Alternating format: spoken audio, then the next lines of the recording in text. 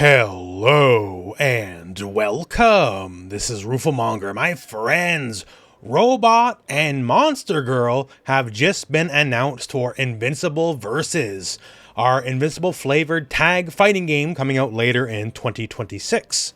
And you're looking at it right now, but there's a lovely trailer here, and they're both pretty cool characters, and even cooler yet is I managed to get some hands-on time with both of these characters. And that's what we're going to be talking about in this video. So just out of the gate, you can probably guess they don't really play much the same. Robot has some really interesting traits in terms of like controlling the screen and his zoning. You might call them hidden missiles.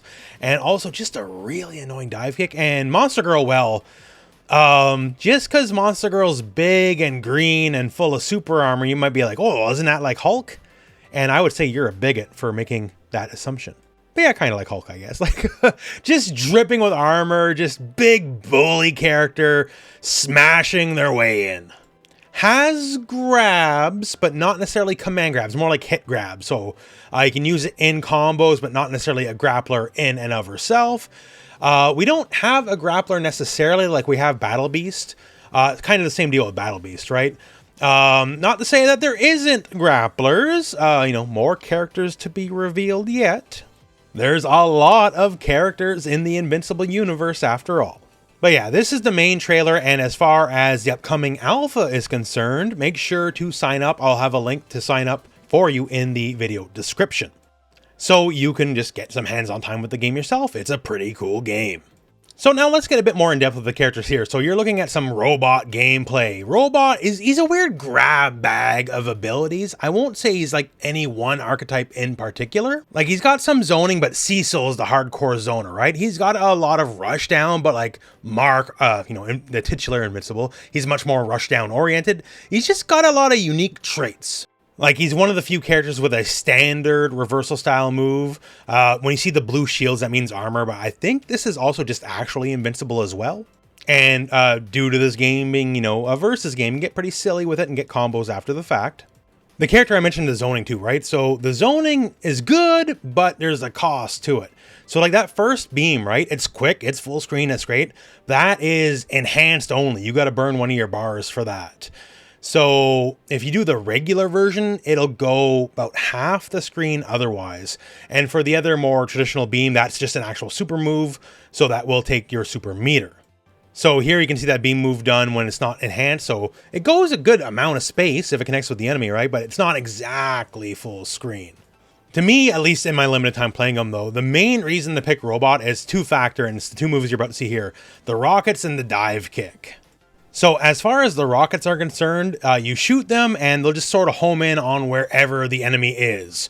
And, if you got any versus game experience, you probably understand the value of that, especially because that is Robot's assist. It's valuable just to shoot in neutral in and of itself, but as an assist to have those rockets homing in on your head wherever you may be, there's some value to it, especially because if you're unaware, there is multiple assists per character in this game, right? And for Robot, it's very simple. His quicker assists, because they have different recharge times for the callback, right? So the quicker of the two assists shoots, a couple missiles, and the assist with the longer cooldown shoots a lot of missiles. And that's kind of the long and short of it, right? Like, it's an incredibly useful move. Having a good assist is a good part of any team building experience in a team fighter, and you might just pick Robot for the assist alone. Also, same deal for Battle Beast, actually, because Battle Beast, one of his two assists is a fully armored charging assist, and you get combos from it. That's the missiles. Let's talk the dive kick. The dive kick, maybe it's not flashy, not cinematic, but man. Robot can just do a dive kick from anywhere in the air, jumping backwards, upwards, forwards. Doesn't matter how he does it. And he just rockets in on you. Like, it's so fast. It's very difficult to react to. He can cancel it to any attack right away. If I remember right, he can also just jump cancel into a double jump as well. He has other movement options. Like, he's just on top of you instantaneously from basically anywhere on the screen. He just seems to have a really strong, lame game plan in that he can run away, just toss missiles a lot, and then you got to deal with that. And then all of a sudden, dive kick, he's on top of you immediately, no matter what the distance between the two characters was beforehand. And that can be really strong and really frustrating. So Robot's just like a really good grab bag of abilities. He doesn't have an 8-way air dash like some of the other characters. That's mostly a Viltrumite trait. you know, the versus air dash, right? But he can play a pretty good versus game plan. Just good lane keep away, has a beam if you want to spend a bar on to enhance it, and has an invincible reversal. Not many characters have one in this game other than just doing like a wake up level 3 or something like that.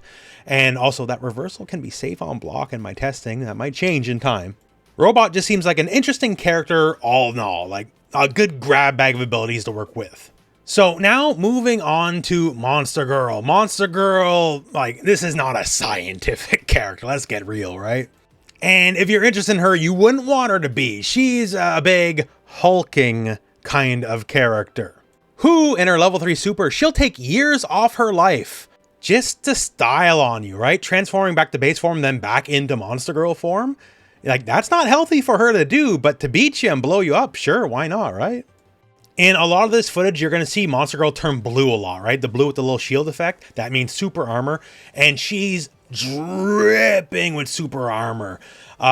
Super armor, everyone can do it at some point through some universal mechanics, but it's just baked into a lot of her move set. Normal, special, super, like armor on everything. She'll just super armor through stuff, tank through stuff, and smash your head in through the other side.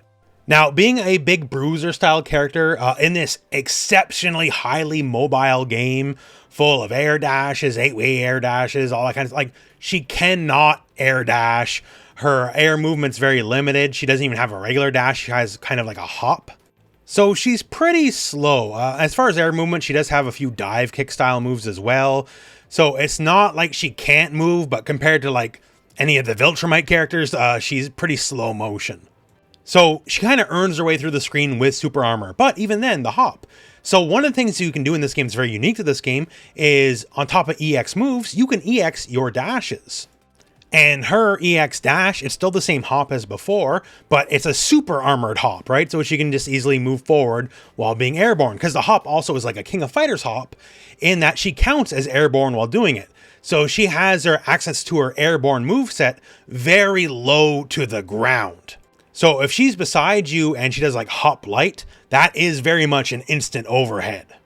But once again, not a terribly scientific character. The enhanced version of just about every single one of her special moves is armored. And once again, has armored on normals too if you hold the button, right?